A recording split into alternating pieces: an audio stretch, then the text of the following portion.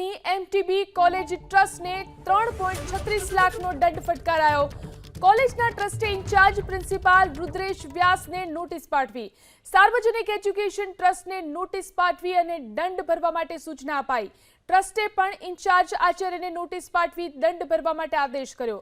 વધુ offer letter મોકલવા માટે ટ્રસ્ટે આચાર્યને જવાબદાર ઠેરવ્યા। એબીવીપીએ 9મી જુલાઈએ કોલેજમાં આચાર્યનો ઘેરાવ કર્યો હતો। 9મી જુલાઈએ એબીવીપીએ 8 કલાક સુધી આચાર્યને ગોંધી રાખ્યા હતા। સુરતની એમટીબી કોલેજ ટ્રસ્ટને 3.36 લાખનો દંડ ફટકારાયો। કોલેજના ટ્રસ્ટે ઇન્ચાર્જ પ્રિન્સિપાલ રુદ્રેશ વ્યાસને નોટિસ પાઠવી। સાર્વજનિક એજ્યુકેશન ટ્રસ્ટને નોટિસ પાઠવી અને દંડ ભરવા માટે સૂચના અપાઈ। ટ્રસ્ટે પણ ઇન્ચાર્જ આચાર્યને નોટિસ પાઠવી દંડ ભરવા માટે આદેશ કર્યો। વધુ ઓફર લેટર મોકલવા માટે ટ્રસ્ટે આચાર્યને જવાબદાર ઠેરવ્યા। એબીવીપીએ 9મી જુલાઈએ કોલેજમાં આચાર્યનો ઘેરાવ કર્યો હતો। 9મી જુલાઈએ એબીવીપીએ 8 કલાક સુધી આચાર્યને ગોંધી રાખ્યા હતા।